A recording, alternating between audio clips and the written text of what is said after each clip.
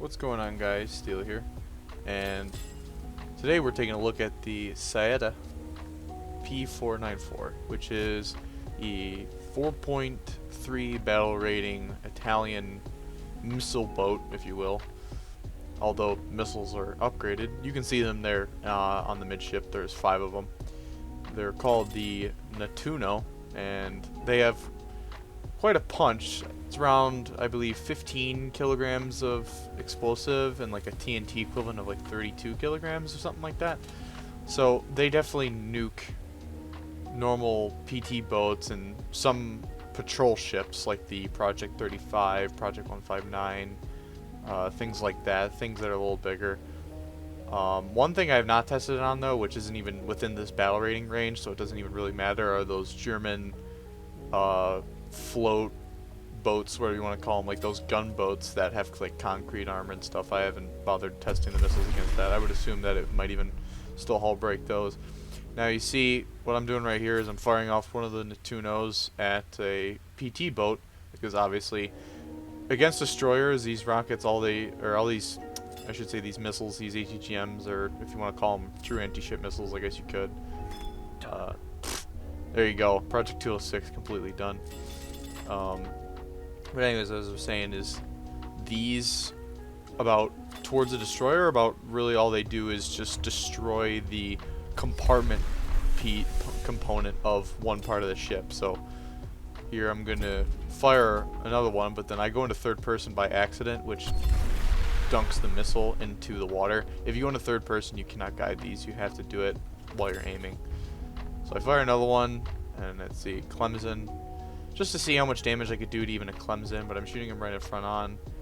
Then I see that PT boat spawn in again, assuming it's the same player.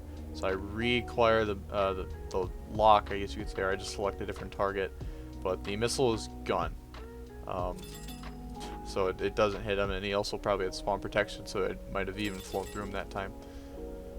So I just assume, and I guess not. But as you can tell, this is the Denmark encounter game mode, if you will, or whatever you want to call it, like just the big cap circle.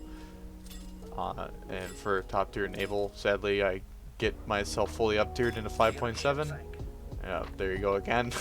Just hull breaks PT boats. The one cool thing I can do here on this map is, again, for any like little PT boats, I can basically just sit over that this little island piece here to hide myself, but at the same time also be able to guide missiles over the target.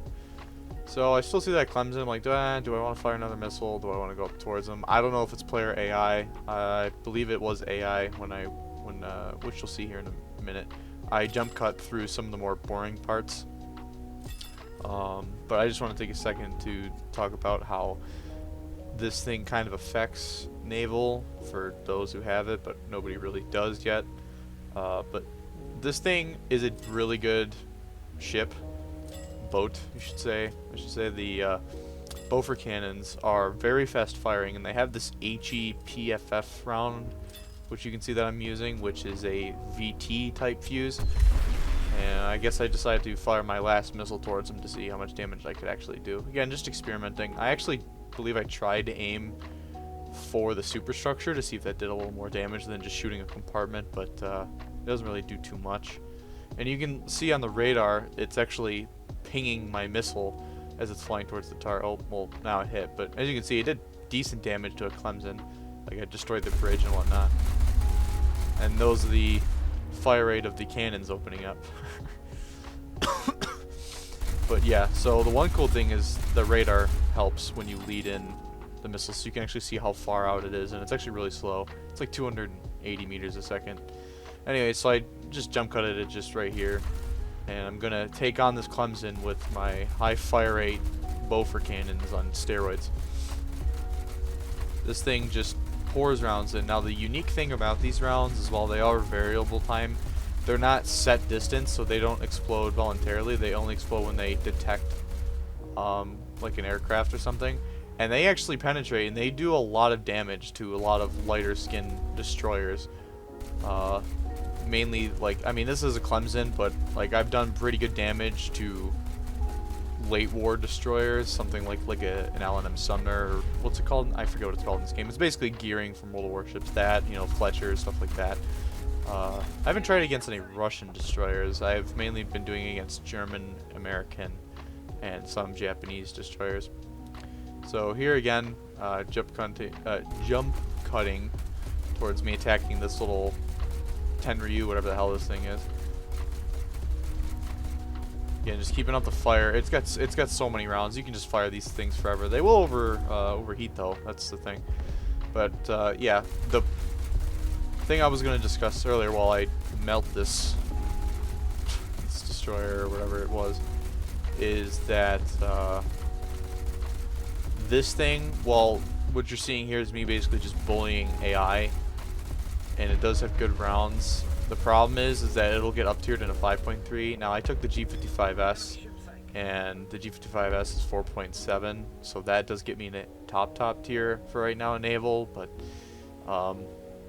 high tier cruisers need to be 6.0 or more now, because 5.7 for things that are 4.3 and 4.7, they just simply cannot handle those kinds of ships. And also considering that every match I had today was either Encounter or it was the Convoys, whatever it's called.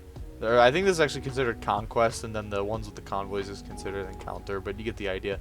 It's not domination, which small boats kind of rely on. They kind of rely on being able to focus smaller areas rather than cover big open spaces like this. This is on South Farkin, and I basically just kind of want to sneak around, and if there are any PT boats that are controlled by AI, because sometimes there are, as you saw beforehand, the first guy that I killed in the first match was a player, and then the second one was an AI. But yeah, that's pretty much just my duty, is just to be anti PT boat, anti-light, like the light frigates. Not necessarily destroyers, but as you'll see in a little bit, as a last resort, it is valid. You could say it is valid, because you can just do so much damage and just crew kill it. You don't even have to ammo rack it, you just crew kill. You just spread the fire along the deck. But this thing it's fun sometimes, but it just suffers as a boat, not even like a frigate, not even like a proper destroyer, considering that it's at the same battle rating as a lot of destroyers in this game. It is a Cold War boat, yes, but at the same time, that doesn't make up for it having to face World War II cruisers with just insurmountable amount of AA fire.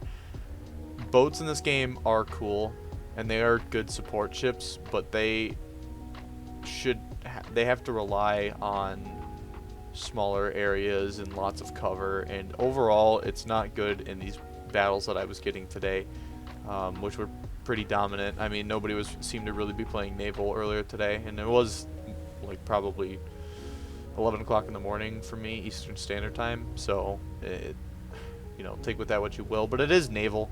I do kind of complain sometimes. I don't know if it's in this clip or whatnot. I think it is. We were kind of discussing things about Naval, the state of it, but it is an unfinished game mode. I mean, everyone has the right to complain, but it is unfinished. It's just, right now, all they have to do is just move the battle ratings of a couple of things just up, even just a nudge, because you're forcing people to use their actual live accounts and grind on the live server to get the best feedback possible. But the problem is that when you're testing something, you want everything to be tested, but you can't really test these things in a more valid sense of what they would be dealing with. It would make sense for this thing to just be at like, well, it is at destroyer battle rating. My G55S, you could say, is the thing up tiering me to 5.7, because you could say, well, just don't put that in your lineup, although it is probably one of the only valid torpedo bombers. The Sparvieros, the aircraft, the SM-79s, which their nickname is also Sparviero, not to be confused with the PT boat premium. Actually, real quick before I say it, the one thing that you can do to destroyers, which I failed to do here because I was going forward, is do destroy main guns, but that's besides the point. Anyways, so as I was saying, is that the issue with Naval is that the cruisers are a completely different ball game to the destroyers. Well, like, I have, with my Gennady, I have killed, I believe it was a Makuma or a Suzuya. It was one of the two. I don't remember if it was premium or not. And a Koln by just pumping APHE in their side on this exact map in the same area, which is why I usually frequent this area. I did spawn not able to really turn around and go around the island from that spawn, but if you're in a destroyer, you can sneak around to the north of this cap and flank anybody coming out of their spawn. It's actually kind of cheesy, but it's a valid tactic to do when you're getting up tiered in the cruiser tier and you're a destroyer. But again, it's not representative of a final product, which is the issue here, is that you want to test something like this ship and you're facing things that it's almost impossible to deal with, because most players, now that we have a lot more cruisers in the game, people have cruisers and maybe a few destroyers in the lineup. They don't have that one cruiser, that one or two destroyers, and then the PT boats. They, you know, most people take their ships. And again, I mean, here's a destroyer, and as you see, I broke one compartment. So I just decided to pepper him. I mean, if you look in the damage model, all the rounds are actually somewhat penetrating the armor. And yeah, there you go. It is valid. It is a valid destroyer killer. I mean, they can hit you with one round and your hull broken. You have to kind of pepper them, so that is kind of the problem. American destroyers are going to be the ones to, with the fast-turning turrets, to destroy you the easiest. It's, sadly, again, it's just a problem of Naval. It is fun. I would recommend getting this, considering that this, in my opinion, it is still better than the Sparviero PT boat, the hydrofoil. Because until hydrofoils can fold their wings up and still ride on the water decently fast, I won't consider the Sparviero a worthwhile premium. I thought about it on the dev server and thought that maybe it was, but I don't think it is anymore. It's really not that good. In my opinion, I wouldn't even get an Italian premium ship if you wanted to play Naval for Italy until they get a cruiser of some sort, because the Sparviero got its turn nerf to where it basically just drifts now. It doesn't like dip itself into the ground, so it's really not that mobile, or agile I should say. The Auto Melara bounces a lot because it's riding on top of the waves on a hydrofoil. It's not in the water where there's a lot of resistance. It's on top of the waves, so it bounces way too much. And yeah, it's just not really that accurate. You have to, you're easily hull breakable. You're basically two pieces of ship, two separate compartments. And if somebody's in a PT boat with guns or something like mine, you're just gonna instantly die. It's not really worth it at all. Like, up close I can deal with destroyers. If I had to just charge a destroyer like this at close range, or far range, sorry, then I would be screwed. Now this cruiser is going to take notice to me because I'm so close, and he's going to do obviously what you know he's going to do. He's just going to destroy me. It's going to take him a minute, but you know. Again, that's a Cold War boat at PT boat tier, or at cruiser tier, I should say. Destroyer tier getting up into cruiser tier, but I mean, if I was like the what is it, the Albatros class German PT boat with 2 Auto Melaras, which is more stable because it's not a hydrofoil, that can actually dish out a lot of damage towards bigger cruisers, and you could make a case for it, but there's really no reason for it. There's really no case. I'm going to jump cut it here in a second to get that sweet revenge on this Makuma. My second ever torpedo kill in Italy, and I'm actually getting shot at by a Project 1204 or whatever that was hiding behind, that was AI driven, that I wish I would have killed earlier instead of going for this Makuma. But my first ever kill was on stream the other day, torping a Graf Spee right in the face. This is my second ever kill here. Thank God he had his AA turned off, because, you know, I would have never made it. I wouldn't have been even getting close, considering how slow I have to get right under the 3 triple turrets, and my wing was damaged while I was spectating it, so I obviously crashed. There you go. That's it. There's nothing really much else to say on this ship. It's just, I don't know. Naval is unfinished, which is the problem. So I can't recommend anybody getting this. Naval is for the people that have money that can buy premiums and ease their way of progressing to test higher tier ships, because currently the grind is insufferable. These matches take forever, and 5,000 RP is not worth a 20-minute match. You can do well in a 5-10 minute match in tanks and get 8,000 RP if you do really good most of the time. Even then, amateurly, you're gonna get 5k, 3k maybe. if you don't have premium, but still. And that's the other thing too. I get like 5-6K with premium after like a 20-25 minute match at Naval.